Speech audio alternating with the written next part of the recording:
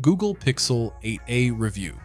Introducing the latest marvel from the tech juggernaut Google, the Pixel 8a. As you unbox this sleek device, you're not just holding a smartphone. You're embracing a gateway to innovation, sophistication, and seamless connectivity. With each Pixel iteration, Google pushes the boundaries of what's possible in the palm of your hand, and the 8a is no exception. From its stunning design to its powerhouse performance, this device is poised to redefine your smartphone experience. Designed with the Pixel 8a design, I'm really impressed by how it looks and feels, very much like Google's more expensive flagship phones. For a mid-ranger, it certainly has a charm to it that few phones can match. It's definitely better look than Samsung's comparable Galaxy A35, and makes the aging iPhone SE 2022 even more dated than it is already. There are a couple of design changes that make the Pixel 8a look better than the Pixel 7a.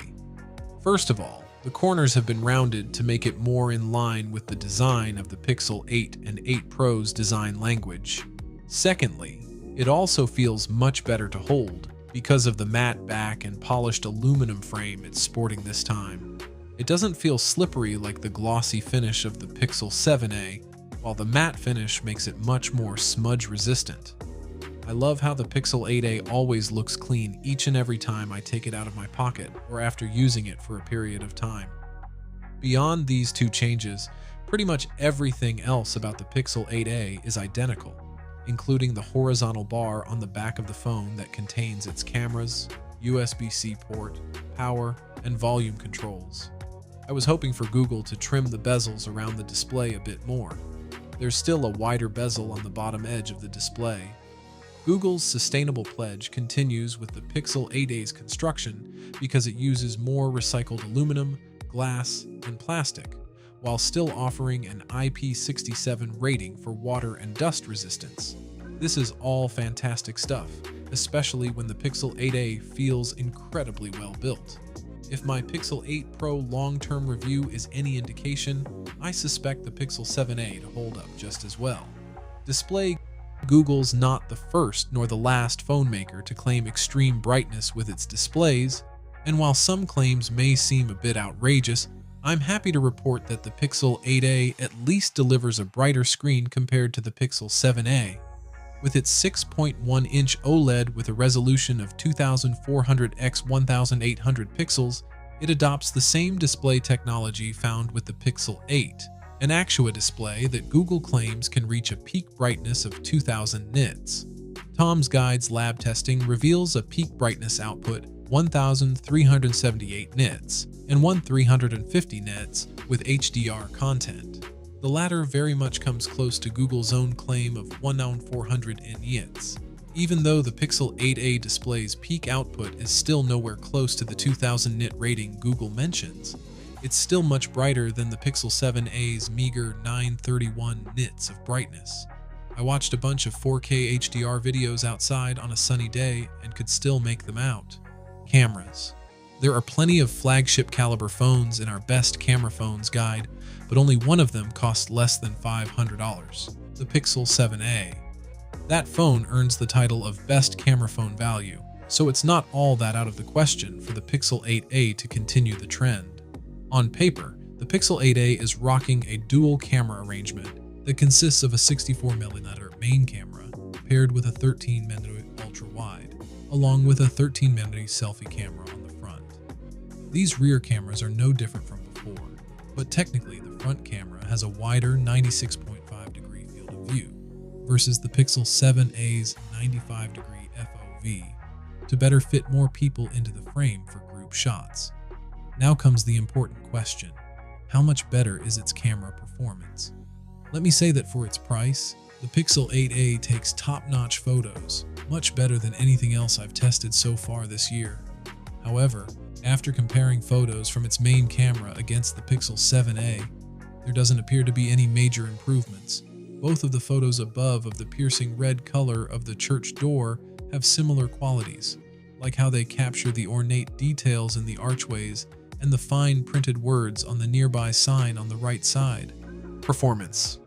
It's no surprise that the Pixel 8a gains the same Tensor G3 chip that powers the Pixel 8 and Pixel 8 Pro, which makes the mid-range phone even more compelling given how it's so close in price to the Pixel 8. As I detailed already, the phone feels incredibly snappy navigating around the interface and running a few apps, which can also be attributed to its 120Hz refresh rate. As I suspected, the Pixel 8a delivers promising benchmark scores that pull it ahead of its predecessor. In Geekbench 6, it puts up single-core and multi-core scores of 1,581 and 4,093 respectively, which easily surpass the 1,018 single-core and 3,065 multi-core scores of the Pixel 7a. These scores are what I'd expect in a newer phone, but it's harder to notice with everyday tasks, like the occasional email reply or running any of my favorite social media apps. In Age of Origins, the Pixel 8a maintains a smooth frame rate even when there's a ton of action happening on screen. On some other phones, I usually see a drop in frame rate during battle scenes, but this kept pace with the action, just as good as my Pixel 8 Pro. Battery. By leveraging the Tensor G3 chip, the Pixel 8a benefits from a better battery life, because it also has a slightly larger 4,492 mAh battery. That's up from the Pixel 7a's 4,386 mAh capacity, so it's not surprising that it beats the Pixel 7a in Tom's Guide's battery benchmark test. The Pixel 8a reaches a time of 11 hours and 21 with a full charge, which is better than the Pixel 7a's tally of 10 hours and 5 minutes, but it's still a long way from reaching the extended battery life of the OnePlus 12R to be a part of the best phone battery life conversation.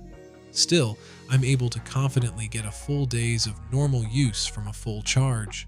Strangely though, the Pixel 8a's recharge time is longer than the Pixel 7a.